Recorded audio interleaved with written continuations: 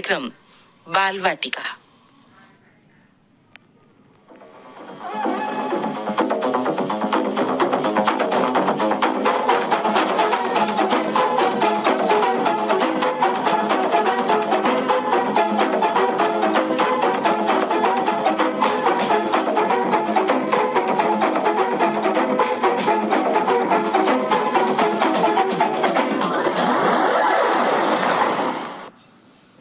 जय हिंद प्यारे बच्चों। बाल वाटिका कार्यक्रम सुनने वाले सभी बाल श्रोताओं को अर्चना दीदी का ढेर सारा प्यार और शुभाशीष। सभी बच्चों के लिए दिल से यही दुआ है कि आप सदैव स्वस्थ, निरोगी व प्रसन्नचित्त बने रहें और तन्मयता के साथ सुनते रहें अपना पसंदीदा कार्यक्रम बाल वाटिका। प्यारे बच्चों, आप जानते हैं कि आदर्श विद्यार्थी के रूप में आपकी छवि कैसे बन सकती है? जी हाँ, जब आप में जहाँ सीखने की ललक हो, वहीं आपका आचरण नैतिक व अनुशासित हो। आप अपने बड़ों, माता पिता व गुरुजनों का सम्मान करें। आपका अपने छोटों के साथ प्रेमपूर्ण, सहयोगपूर्ण व्यवहार होगा, यानी आपके व्यवहार से आपकी विनम्रता झलकती हो। तो इसके लिए जरूरी है कि आप उत्तम संस्कारों से संस्कारित हों।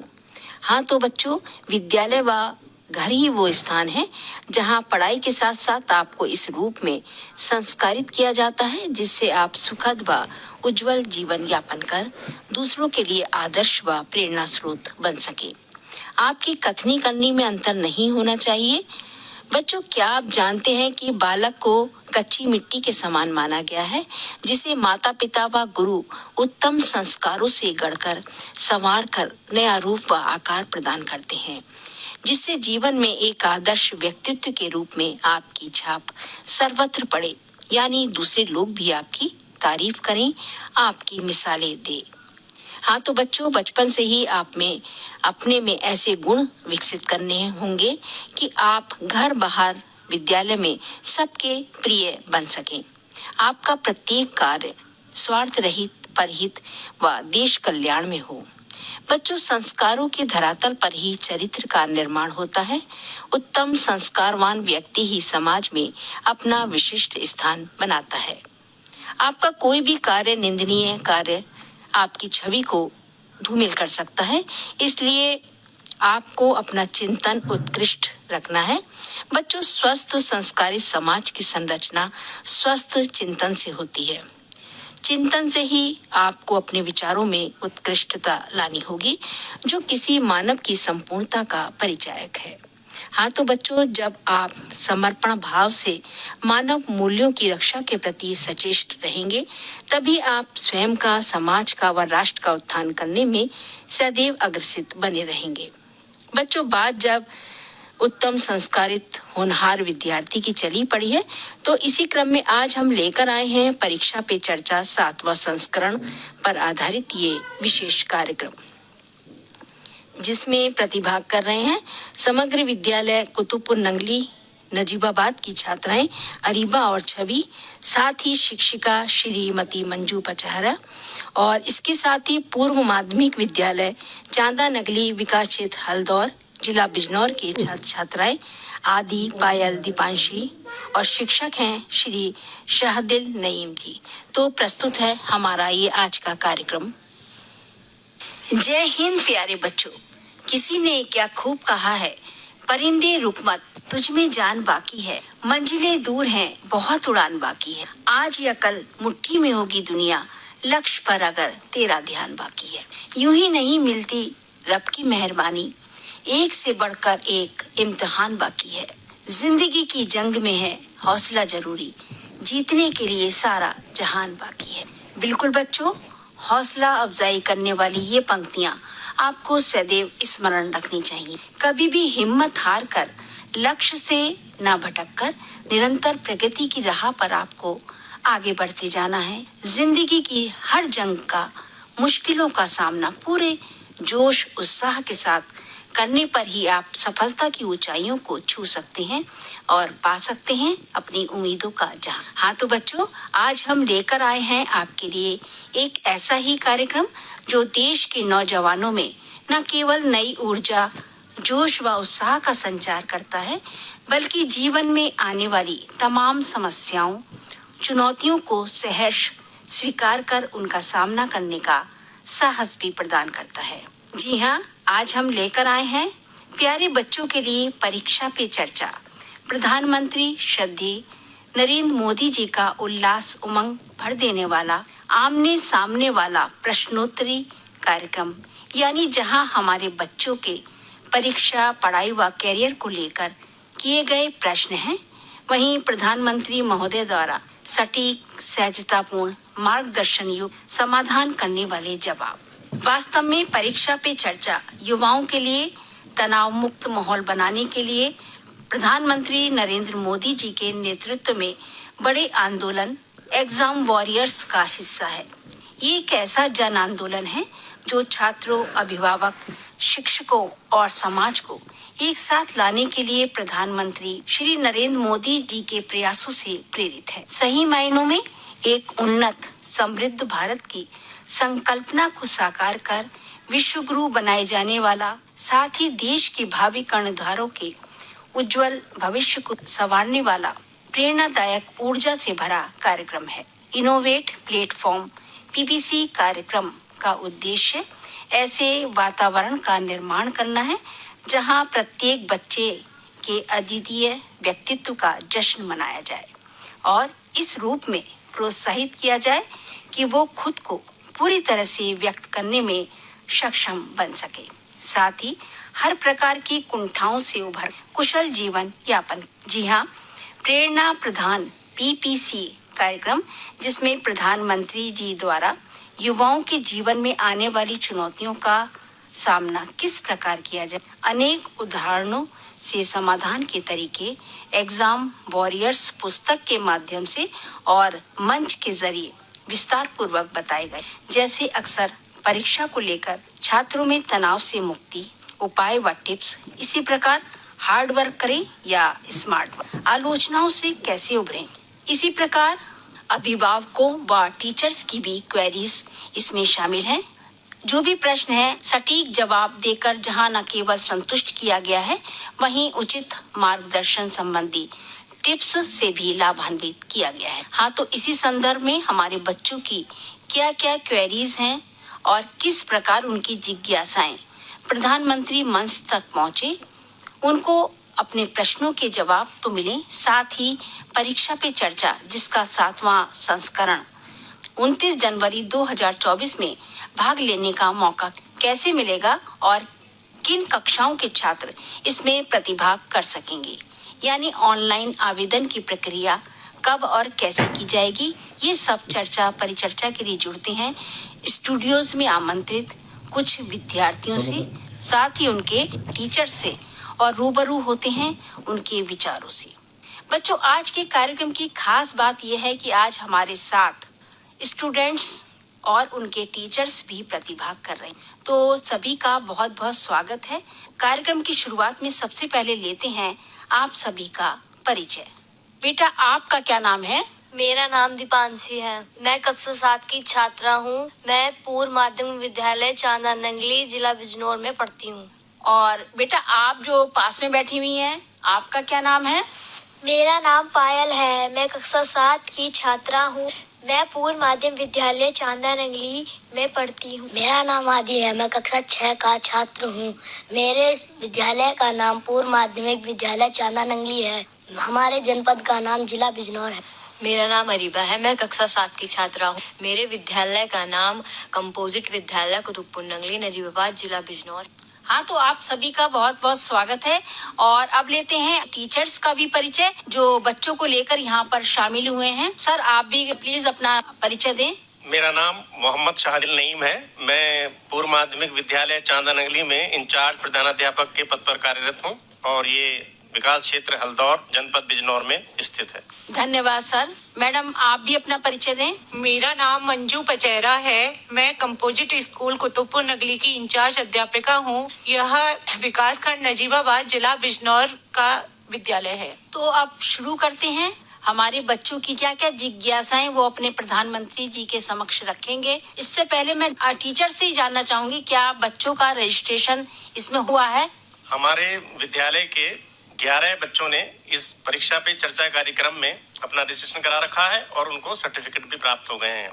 अब मैडम आप भी बताएं। मेरे विद्यालय के 2 बच्चों का रजिस्ट्रेशन इस पर हुआ है जो कार्यक्रम में आए हैं। धन्यवाद। सबसे पहले आदि के प्रश्न लेते हैं। उनकी क्या क्या क्वेरीज हैं, क्या जिज्ञासाएं हैं? बेटा आप बताएं कि आपको प्रधानमंत्री जी से क्या पूछना है, क्या आपके प्रश्न रहेंगे? माननीय प्रधानमंत्री, मेरा आपसे ये प्रश्न 2020 की शिक्षा नीति हमारे लिए किस प्रकार उपयोगी है? बेटा थोड़ा सा हम बताते हैं कि 2020 की जो नई शिक्षा नीति आई है उसमें पाठ्यक्रम इस तरह का बनाया गया है कि वो बच्चों के लिए रुचिकर हो, बच्चों के स्तर के अनुकूल हो, तो बच्चों की क्षमताओं को भी इसमें ध्यान रखा गया है। अब जो नई शिक्षा नीति आई है पूरी तरह से बाल केंद्रित। मेरा प्रश्न यह रहेगा कि परीक्षा के दिनों में तनाव मुक्त बने रहने साथ ही हमारा शारीरिक मानसिक स्वास्थ्य उत्तम बना रहे, इसके लिए किस प्रकार की डाइट और यौगिक क्रियाएं हमारे लिए फायदेमंद रहेंगी? दूसरा प्रश्न यह है, परीक्षा के दौरान निश्चित समय अवधि में प्रश्नों को किस प्रकार हल करें जिससे हमारे प्रश्न नहीं छूटे? तीसरा प्रश्न यह है, परीक्षा परिणाम में कम अंक प्राप्त होने या फेल हो जाने पर माता पिता की डांट से कैसे बचे, मतलब उन्हें कैसे संतुष्ट कर सकते हैं? हाँ, बहुत अच्छे प्रश्न हैं आपके। दीपांशी आपका पहला प्रश्न था कि हम परीक्षा के दिनों में तनाव मुक्त बने। तो देखिए, तनाव मुक्त रहने के लिए आपको जो है शुरू से ही अपनी तैयारी रखनी चाहिए। ये नहीं कि एग्जाम निकट आ गए हैं तभी आप किताब उठा के देख रहे हैं। जो भी आपको पाठ पढ़ाया जाता है विद्यालय में उसको आपको रिवाइज करना है। जो होमवर्क दिया जाता है उसको अच्छी तरह से करना है। जिस समय आप पढ़ाई कर रहे हो उस समय आपको अन्य बातों में हमें अपना दिमाग नहीं भटक। और दूसरी बात रही किस तरह की आपको यौगिक क्रियाएं जो हैं, देखिए अगर हम अपने शरीर को स्वस्थ रखना चाहते हैं यानी शारीरिक रूप से स्वस्थ बने रहना चाहते हैं तो हमें एक तो अपने खान पान का, कहा जाता है कि स्वस्थ तन में ही स्वस्थ मस्तिष्क का वास होता है। यौगिक क्रियाएं यानी कि हम योगा भी कर सकते हैं, प्राणायाम कर सकते हैं और बहुत से ऐसे योग आसन हैं जिनसे हम अपने शारीरिक स्वास्थ्य को उत्तम बना सकते हैं। साथ ही हमारा जो है मानसिक स्वास्थ्य भी उत्तम बना रहेगा। तो मानसिक और शारीरिक स्वास्थ्य के लिए हमें यौगिक क्रियाएं करना बहुत जरूरी है। इससे हमारा मन वो भटकता नहीं है, एकाग्रचित्ता जो है वो हमारी बढ़। और परीक्षा के दौरान जैसा कि आपने पूछा है, प्रधानमंत्री जी के सामने आप प्रश्न रखेंगी, निश्चित अवधि हमें एक लिमिट दी जाती है कि हमें उसमें ही 2 घंटे का है या 1.5 घंटे का हमारा प्रश्न पत्र है, उसे हमें पूरा करना है। तो सबसे पहले आपको जो प्रश्न अच्छी तरह से आते हैं सबसे पहले आप उन्हें ही हल करने का प्रयास करें और बाद में आप सोच विचार के अच्छी तरह तब अन्य प्रश्नों को करें। इससे आपकी टाइम की बचत भी होगी और आपके जहां तक आशा करते हैं आपका प्रश्न पत्र जो है निश्चित अवधि में पूर्ण होगा। अब पायल से भी जानना चाहेंगे कि उनकी जिज्ञासाएं क्या क्या हैं जो वो प्रधानमंत्री जी के सामने रखेंगी। तो आप भी बताएं पायल। मेरा प्रश्न यह है, ऑनलाइन गेम्स या मोबाइल पर गेम्स खेलने से कैसे बचें? क्या हमें अपनी मातृभाषा के अलावा अन्य भाषा भी सीखनी चाहिए? परीक्षा में नकल करने के क्या नुकसान हो सकते? रुचिकर विषयों रुचिकर कैसे बनाए जिससे परीक्षा में अच्छे अंक प्राप्त हो? तो पायल आपका पहला प्रश्न था कि ऑनलाइन गेम्स यानी काल्पनिक खेल या मोबाइल से कैसे बचें परीक्षा के दौरान। तो देखिए, जैसे कि प्रधानमंत्री जी ने भी एग्जाम वॉरियर्स पुस्तक है उसमें लिखा है कि इसके लिए हमें एक जैसे हम उपवास करते हैं, उपवास में क्या होता है हम उस चीज पर अपनी इंद्रियों को वश में कर। तो परीक्षा के दिनों में भी हमारा प्रयास ये होना चाहिए जो गेम है आकर्षित करते हैं अपनी ओर, तो हमें लेकिन उस समय उस पर एक तरह से अपने मन पर कंट्रोल रखना है, उसको हमें एक तरफ रख देना है। आप समझिए कि हमारा उपवास चल रहा है और हमें अभी इस पर ध्यान नहीं देना है, केवल अपनी परीक्षा पे या पढ़ाई पर ही फोकस करना। आपका अगला प्रश्न था कि हमें अपनी मातृभाषा के अलावा अन्य भाषाएं भी सीखनी चाहिए। बिल्कुल सीखनी चाहिए। आपको मातृभाषा तो आती है तो दूसरे की मातृभाषा को भी आपको अपनाना चाहिए, क्योंकि किसी को भी हम भाषा के जरिए अपना बना। अगर आप दूसरे की भाषा को भी समझ पाएंगी तो अच्छी तरह से अपनी बात को अभिव्यक्त कर पाएंगी, जो कम्युनिकेशन है वो अच्छी तरह से बन पाएगा। तो दूसरे की भाषा को भी आपको समझना चाहिए। और अगला प्रश्न था कि परीक्षा में नकल करने के क्या दुष्परिणाम। तो देखिए, परीक्षा में नकल चीटर कभी भी नहीं बनना है। हमें केवल अपनी मेहनत के बल पर ही सब कुछ हासिल करना है। कि इस समय परीक्षा में नकल कर बहुत अच्छे अंक लिया है, लेकिन जीवन में आगे आप सफलता हासिल नहीं कर सकते। आगे बहुत सारी इस तरह की चुनौतियां आपके सामने आएंगी, बहुत सारी समस्याएं आएंगी, तो हर बार आप शॉर्टकट अपनाकर उनसे अपना छुटकारा नहीं पा सकते।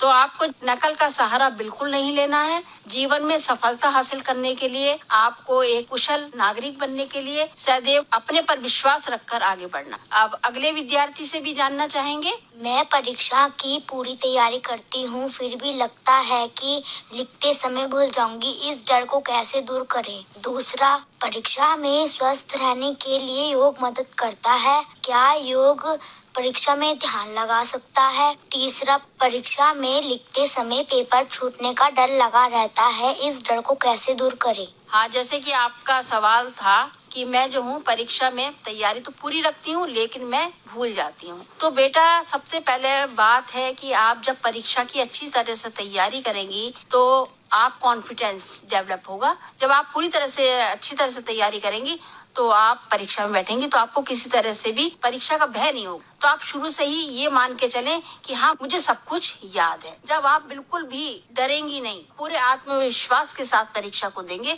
तो आपका ये भय दूर होगा। योग का मतलब है जोड़ना। तो हम अपने शरीर को और मन को भटकाव से जोड़ सकते हैं, तो इससे हमारा ध्यान जो है वो केंद्रित होता है। योग ऐसी क्रिया है जिससे हम अपने ध्यान को केंद्रित करते हैं, एकाग्र चित्ता हमारी बढ़ती है और पूरे मनोयोग से हम काम कर पाते हैं। विद्यार्थी जीवन में योग बहुत ही सहायक होगा आपके। तो परीक्षा में आपने बताया कि मेरे प्रश्न छूट जाते हैं, तो या तो फिर आपकी स्पीड कम है, तो आपको इसके लिए अभ्यास करना पड़ेगा, राइटिंग वर्क को ज्यादा करना पड़ेगा। तभी आप वहाँ पर जब लिखेंगे तो आपकी इतनी प्रैक्टिस होगी कि लिखने का अभ्यास आपका होगा। क्योंकि विद्यालयों में इमला भी इसी से लिखवाया जाता है। अध्यापक जब शब्दों को बोलते हैं तो बच्चे उसे ध्यान से सुने और फटाफट लिखें। तो आपकी ये जो गति है ये तभी बढ़ पाएगी जब आप निरंतर उस लेखन का अपना अभ्यास। अब जानना चाहेंगे अगले विद्यार्थी से भी। पहला सवाल है, मैं परीक्षा में अच्छा करना चाहती हूँ, लेकिन मेरे माता पिता ही घरेलू कार्य नहीं करने पर कहते हैं कि पढ़ लिख कर क्या करेगी। तो इससे मुझे कभी कभी तनाव सा महसूस होता है, तो इस तनाव को मैं कैसे दूर कर सकती। मेरा दूसरा प्रश्न है, मैं कक्षा 7 की छात्रा हूँ। हमारे विद्यालयों में कृषि विज्ञान छात्रों के लिए और गृह शिल्प छात्राओं के लिए होता है। क्या छात्राएं कृषि विज्ञान नहीं पढ़ सकती हैं? क्या हम छात्राएं कृषि विज्ञान कक्षा 6 से पढ़ सकती हैं? मेरा तीसरा सवाल है, कभी कभी परीक्षा में याद करने के लिए बहुत ज्यादा सिलेबस होता है, ज्यादा याद करना है तो हम कहाँ से शुरू कर सकते हैं? अरीबा, जैसा कि आपका पहला प्रश्न था, मैं पढ़ना चाहती हूँ लेकिन मेरे जो माता पिता हैं वो मुझे घरेलू कार्यों में लगा देते हैं। तो इसके लिए मैं यहाँ पर उनकी जो शिक्षिका बैठी हैं उन्हीं से चाहूंगी कि वो बताएं, क्या आप लोग पेरेंट्स मीटिंग करते हैं? अभिभावकों को जागरूक करने के लिए आपके क्या प्रयास रहते हैं? तो आप समाधान करें। यस मैम, हम लोग उनसे लगातार संपर्क में रहते हैं। जब हमें विद्यालय में स्पेशली छात्राएं ये समस्याएं बताती हैं तो हम माताओं से संपर्क करते हैं और हम पीटीएम में भी बुलाते हैं और व्यक्तिगत रूप से उनके घर जाकर मिलते हैं और उन्हें हम फिर समझाते हैं कि आपकी सोच ऐसी क्यों है कि लड़कियां पढ़ लिख कर कुछ नहीं कर सकती हैं। हम भी तो आपके सामने उदाहरण हैं। आपके गांव में एक छोटा सा क्लिनिक है, वहाँ डॉक्टर आती है, तो वो सब लड़कियां पढ़ लिख कर ही यहाँ तक पहुंची हैं और इनकी शिक्षा में सबसे ज्यादा सहयोग उनके माता पिताओं का रहा है, तो उससे थोड़ा सा उन पे फर्क पड़ता है। अच्छा, एक प्रश्न और था इसी बालिका का, लड़कियों के लिए गृह शिल्प और लड़कों के लिए कृषि विज्ञान, ये सब्जेक्ट का चुनाव करना पड़ता है कि लड़कियां केवल गृह शिल्प लेंगी और लड़के कृषि विज्ञान। हाँ, तो मंजू मैडम, मैं आपसे भी जानना चाहूंगी कि आपकी राय क्या है इस विषय में? ये सच में ही एक हमारे विद्यालयों में समस्या है कि लड़कों के लिए कृषि विज्ञान और लड़कियों के लिए गृह शिल्प।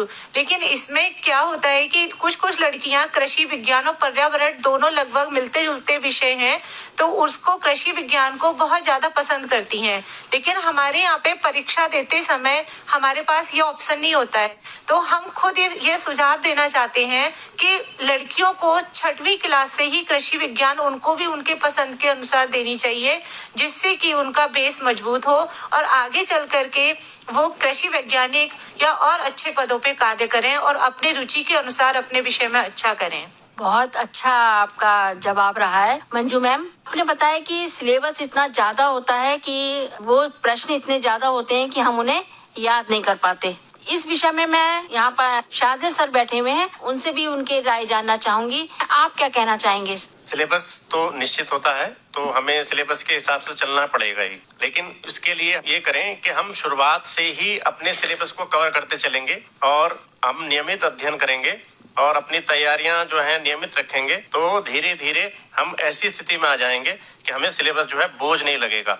थोड़ा कठिन तो लगता है, हमारी प्रैक्टिस और हमारा जो टाइम टेबल है उसके हिसाब से अगर हम चलते हैं तो कुछ दिनों बाद हमको लगेगा कि हम अपने सिलेबस को कवर कर पा रहे हैं। अच्छा, यहाँ पर आप एक पेरेंट्स के तौर पर भी हैं और एक शिक्षक के तौर पर भी आप यहाँ पर हैं, तो मैं आपकी राय जानना चाहूंगी और आपके सुझाव जानना चाहूंगी या जो समस्याएं आपके सामने आती हैं। तो आपने भी बताया कि हमने रजिस्ट्रेशन किया हुआ है परीक्षा पे चर्चा कार्यक्रम के लिए, आप भी यहाँ साझा करें अपने विचार। परीक्षा पे चर्चा कार्यक्रम जो माननीय प्रधानमंत्री मोदी जी द्वारा 2018 से चल रहा है और उसका 7वां संस्करण 29 जनवरी 2024 को होने वाला है। तो इस कार्यक्रम की विशेषता ये रही है कि इसमें छात्रों के साथ साथ अध्यापकों, अभिभावकों को भी जोड़ा गया है। इस कार्यक्रम में सबसे पहला जो काम है वो रजिस्ट्रेशन का है। वो हमने अपने विद्यालय के 11 छात्रों का रजिस्ट्रेशन किया और उनके सर्टिफिकेट भी हमें ऑनलाइन प्राप्त हो चुके हैं। ये एक बहुत उपयोगी कार्यक्रम है जिसमें छात्रों की समस्याओं का समाधान, परीक्षा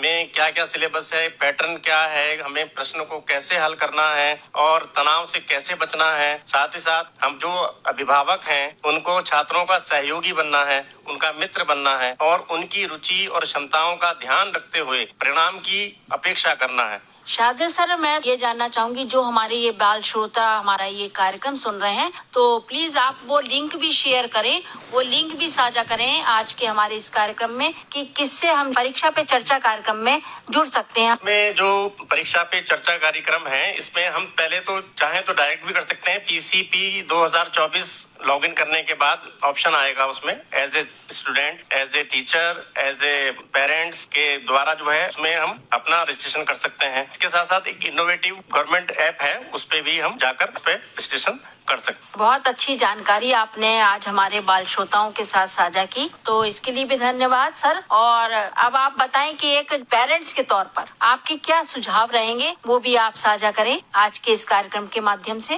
पेरेंट्स के नाते सबसे पहली बात यह है कि पेरेंट्स को चाहिए कि वो अपने बच्चों की क्षमताओं को और उनकी रुचियों को और उनकी योग्यताओं को समझते हुए और उनको छूट दें कि वो विषयों का चयन अपनी रुचि के अनुसार, अपनी क्षमताओं के अनुसार करें और जब भी कोई भी सहयोग की आवश्यकता हो तो उसको निरंतर करें और अपने बच्चों से बातें करें, उनकी समस्याओं को जानें, उनका समाधान करें और उनका उचित मार्गदर्शन भी साथ साथ करते रहें। अब मंजू मैम, मैं आपसे भी जानना चाहूंगी एक पेरेंट्स के तौर पर, जैसे कि आप एक महिला हैं, तो एक माता की क्या जिम्मेदारी, क्या कर्तव्य होने चाहिए अपने बच्चों की प्रति, उसके बारे में आप बताएं।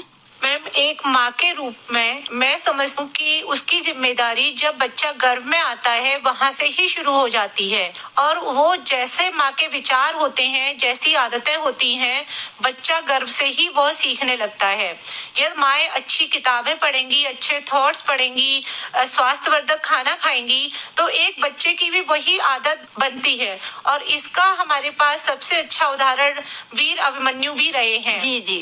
तो इस तरीके से मैं सोचती हूँ कि एक जो माँ होती है वो सबसे पहली शिक्षिका, सब कुछ माँ होती है। जैसा वो सोचती है, जैसे उसके ब्लड में जो कुछ खाना पीना जाता है, बच्चे को वहाँ से ही आदतें शुरू हो जाती हैं। और मेरे अनुसार एक माँ के लिए बच्चा पैदा करना एक बार में एक यज्ञ होता है जिसमें एक बार ही हाथ जलते हैं, लेकिन उसको परवरिश देना तपस्या हो जाती है। और जो माँ अच्छे से बच्चे के साथ तपस्या करती है तो उस बच्चे का भविष्य बहुत अच्छा होता है। कहा भी गया है कि माँ बच्चे की प्रथम गुरु, जो संस्कार है वो बच्चे को एक माँ ही दे सकती है। विद्यालय तो बाद में आता है, पहले वो अपने घर से ही संस्कारित होता है। तो बहुत अच्छी बात आपने बताई मंजू मैडम। अब एक टीचर होने के नाते मैं जानना चाहूंगी आपके सुझाव, क्या आपके प्रश्न रहेंगे वो भी आप यहाँ पर साझा करें।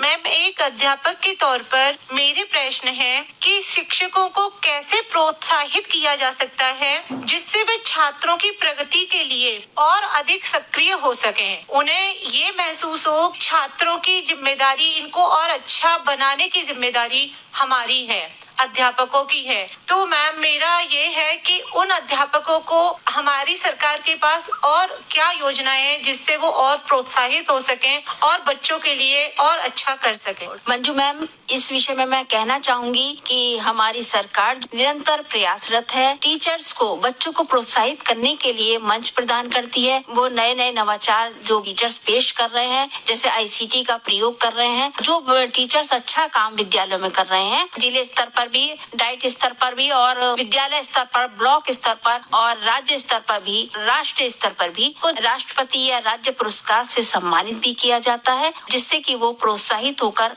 और लोगों को भी मोटिवेट करें। मैम, मेरा अगला सवाल है कि विद्यालयों में बच्चों की सुरक्षा से लेकर हमारे पास क्या योजनाएं हैं? हाँ, एक तो अभिभावकों को जागरूक करने के लिए नुक्कड़ नाटक, झलकियां हैं, शिक्षा के ऊपर है या बालिका शिक्षा के ऊपर है, इस तरह की झलकियां भी कराई जाती हैं। और सुरक्षा को लेकर अगर आपने बात करी है, लक्ष्मीबाई और ताइक्वांडो जो प्रोग्राम चलाए जा रहे हैं, वो इसी दृष्टि से है कि बालिकाओं को आत्मनिर्भर बनाया जाए, कैसे वो अपनी सुरक्षा कर सकती हैं, इस विषय में भी उनको विशेष जानकारी दी जा रही है इन कार्यक्रमों के माध्यम से। आप सभी हमारे कार्यक्रम में आए, आप सभी ने अपनी जिज्ञासाएं हमसे साझा की, तो इसके लिए हमारे बच्चों का भी और साथ ही हमारे गुरुजनों का भी बहुत बहुत धन्यवाद। धन्यवाद मैम। आशा करते हैं हमारे सभी जिज्ञासु बच्चों व टीचर्स के सटीक संतोषजनक जवाब उन्हें मिले। हाँ तो बच्चों, आप सभी के उज्जवल भविष्य की कामना इन्हीं आशीर्वचनों के साथ करते हैं कि आप उन्नति के पथ पर यूं ही अग्रसित बने रहें, अपने माता पिता, गुरुजनों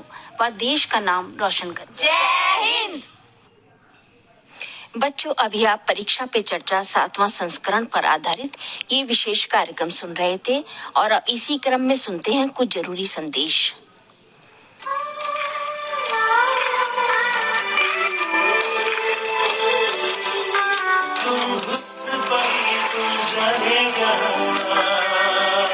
तुम सबसे हंसी, तुम सबसे जवान।